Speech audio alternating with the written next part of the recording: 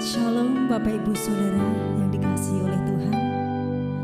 Mari bersama-sama di pagi hari ini kita bersatu hati untuk bersyukur dan bersukacita. Dan mari kita bersama tundukkan kepala, kita mau berdoa bersama-sama. Selamat pagi Allah Bapa kami yang sungguh baik. Kami sungguh percaya bukan suatu kebetulan Tuhan kami bangun di pagi hari ini, tetapi rencana-Mu Tuhan tinggal di dalam setiap kami. Sehingga kami Tuhan akan memuji Engkau, menyembah Engkau Tuhan di pagi hari ini. Kami percaya Tuhan hadirat-Mu nyata di antara setiap pujian kami. Haleluya, amin. Ku cari wajah-Mu, temukan kasih-Mu. Kau bukan Tuhan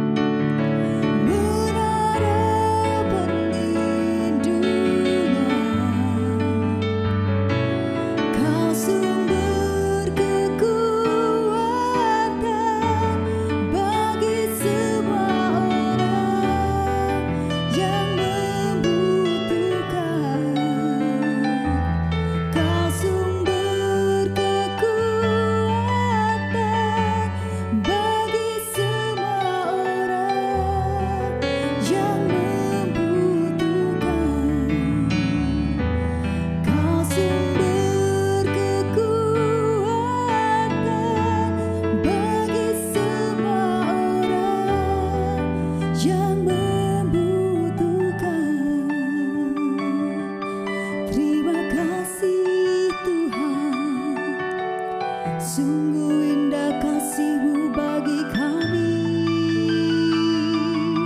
Ku mau bersyukur, ku mau menyembah-Mu, Allah yang sungguh indah.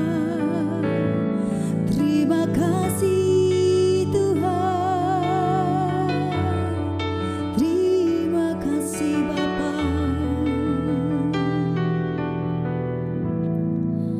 Sungguh kami bersyukur Tuhan buat puji-pujian Tuhan yang mengalir di hati kami pagi hari ini. Nah saat ini Tuhan, saatnya kami mau dengar firman-Mu. Kami sungguh percaya firman-Mu Tuhan akan menguatkan setiap kami. Di dalam nama Tuhan Yesus kami sudah berdoa. Haleluya. Amin. Shalom saudara yang terkasih dalam nama Tuhan Yesus Kristus. Kita memasuki tema yang baru di bulan ini dalam sesi doa pagi online. Temanya tentang extraordinary favor.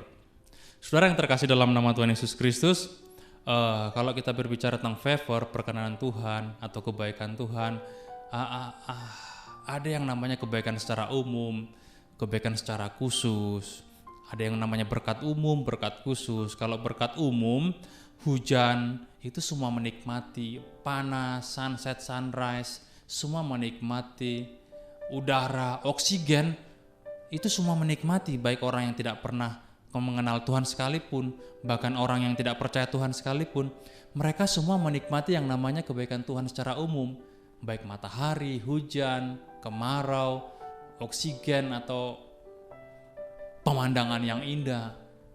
Itu semua berkat secara umum. Tapi yang ada yang namanya tentang extraordinary favor, perkenanan yang luar biasa kepada orang-orang yang percaya, ada perbedaan. Ada sesuatu yang different antara orang yang tidak percaya dan percaya. Tidak mungkin same, not same but different. Ada perbedaan antara yang mengenal Tuhan, orang benar, dan yang tidak percaya Tuhan. Berkatnya spesial. Ini yang disebut namanya extraordinary favor. Kita akan buka dalam 1 Petrus 3 ayat yang ke-12. Demikian bunyi firman Tuhan. Sebab mata Tuhan tertuju kepada orang-orang benar. Selanjutnya. Dan telinganya kepada permohonan mereka yang minta tolong. Tetapi wajah Tuhan menentang, perhatikan wajah Tuhan menentang orang-orang yang berbuat jahat. Ada perbedaan. Ada perbedaan antara orang benar dan orang jahat. Ada yang namanya berkat umum dan khusus. Orang yang menerima extraordinary favor, mereka orang-orang benar di mata Tuhan. Orang yang menerima extraordinary favor, mereka orang-orang yang menerima perkenanan Tuhan tadi, yaitu orang-orang benar. Perhatikan sekali lagi. Sebab mata Tuhan tertuju kepada orang-orang benar, bukan kepada orang-orang jahat. Dan telinganya kepada permohonan mereka yang minta tolong. Tetapi wajah Tuhan menentang, wajah Tuhan menentang orang-orang yang berbuat jahat. Jelas tahu perbedaannya? Ada perbedaan. Nah, ayat ini menjelaskan bahwa Tuhan itu benar-benar ada buat kita. Perhatikan ya. Ayat ini menjelaskan bahwa Tuhan itu benar-benar fix, nyata. Dia ada buat kita yang orang benar. Kenapa? Karena dia di sana dikatakan mata Tuhan tertuju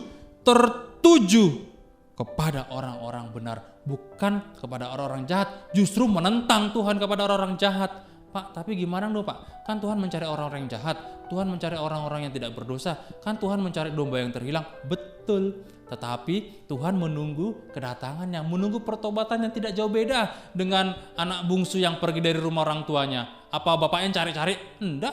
Bapaknya suruh intelijen cari anaknya di mana? Kan enggak. Bapaknya menunggu anaknya datang kembali. Begitu si bungsu datang, ayahnya apa? Membuka kedua tangannya, memeluk, merangkul dia. Bahkan dikasihkan apa yang menjadi haknya. Nah itu bedanya. Jadi orang jahat Tuhan tentang.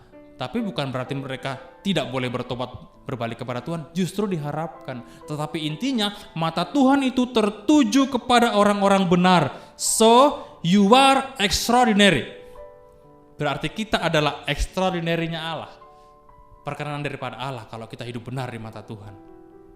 Wow. Nah cara Tuhan membuktikan kehadirannya itu ditunjukkan dengan matanya yang tertuju kepada kita dan telinganya yang selalu mendengar permohonan kita. Itu sudah cukup saya pikir. Jadi kalau saudara berdoa selama ini belum dijawab Tuhan, berdoa belum didengarkan Tuhan mungkin menurut saudara, atau permohonan saudara belum dikabulkan, perhatikan, kalau kita benar di mata Tuhan, matanya itu selalu tertuju kepada orang-orang benar dan telinganya mendengarkan setiap permohonan orang-orang benar. Ini yang saya sebut adalah extraordinary favor. Kebaikan Tuhan, perkenanan Tuhan yang luar biasa kepada orang-orang yang benar, bukan kepada orang-orang yang jahat, tapi kepada orang yang jahat dia justru menentangnya. Wow, luar biasa perkenanan Tuhan ini. Saudara yang terkasih dalam nama Yesus, tetapi untuk kita mencapai hal seperti itu, ada yang harus kita lakukan. Kita naik ke atas ke ayat yang ke-8, apa yang harus kita lakukan? Ayat yang ke-8, perhatikan. Tadi ayat yang ke-12, ini ayat yang ke-8. Dan akhirnya hendaklah kamu semua seia sekata seperasaan mengasihi saudara-saudara, penyayang dan rendah hati. Kita perlu yang namanya rendah hati. Selain kita mendapatkan extraordinary favor, kita perlu mendapatkan rendah hati, seia sekata. Nggak bisa dong, kalau kita nggak rendah hati, kita sombong, kita angkuh, berarti kita termasuk kategori orang yang jahat, yang Tuhan tentang tadi, di ayat yang ke-12. Kita perlu punya sikap yang rendah hati. Karena apa? Jangan sampai Tuhan berpaling dari kita. Kalau mata Tuhan sudah tertuju kepada kita, jangan sampai dia berpaling dengan kesombongan kita. Ini luar biasa. Benar, mata Tuhan tertuju kepada orang-orang yang benar, tapi kalau kita tidak rendah hati, kita sombong, kita angkuh, dia bisa berpaling. Karena ini ayat ke-8 sebelum menuju ayat ke-12. Ayat ke-12 itu kita harus selesaikan ayat ke-8 dulu. Ayat ke-9 perhatikan. Dan janganlah membalas kejahatan dengan kejahatan atau caci maki dengan caci maki, tetapi sebaliknya hendaklah kamu memberkati, karena untuk itulah kamu dipanggil, yaitu untuk memperoleh berkat, memberkati. Wow, kita perlu menjadi pribadi-pribadi yang memberkati. Pak, saya nggak punya harta, nggak perlu hartamu. Yang penting sikap hatimu dulu sama Tuhan. Harta nomor sekian. Kita mau enggak kita memberkati Tuhan dengan hidup kita? Hidup sungguh-sungguh, rendah hati. Itu dulu yang paling terpenting. Bukan harta kita yang kita persembahkan kepada Tuhan. Itu bisa, tapi itu bukan yang pertama. Ayat yang ke-10 perhatikan. Siapa yang mau mencintai hidup dan mau melihat hari-hari baik, ia harus menjaga lidahnya terhadap yang jahat dan bibirnya terhadap ucapan-ucapan yang menipu. Kita juga perlu menjaga ucapan lidah kita.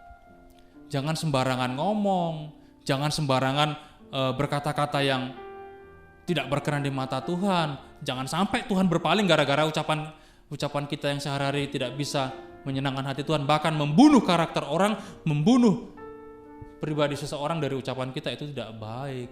Meskipun memang kadang-kadang kita agak sedikit janggal dengan kata-kata orang, sedikit janggal dengan kalimat-kalimat orang yang menyudutkan kita, yang menghina kita, tetapi kita kalau mau mata Tuhan tertuju selalu kepada kita, kita tetap menjaga lidah kita. Supaya apa? Supaya Tuhan mendengarkan, selalu tertuju, dan telinganya mendengarkan permohonan kita.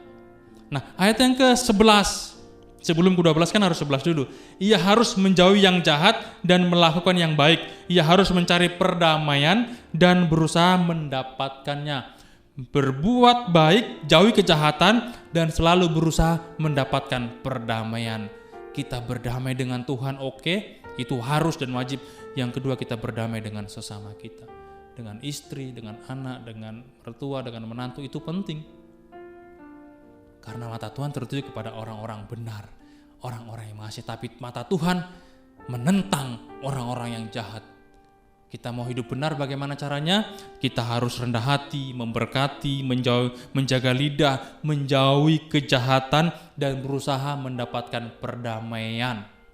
Itu paling terpenting. Supaya apa? Supaya ayat yang ke-12 terjadi. Sebab mata Tuhan tertuju kepada orang-orang benar dan telinganya kepada permohonan mereka yang minta tolong. Jadi udah jelas, udah fix bahwa mata Tuhan selalu tertuju kepada orang-orang yang benar, yang mengasihi Dia.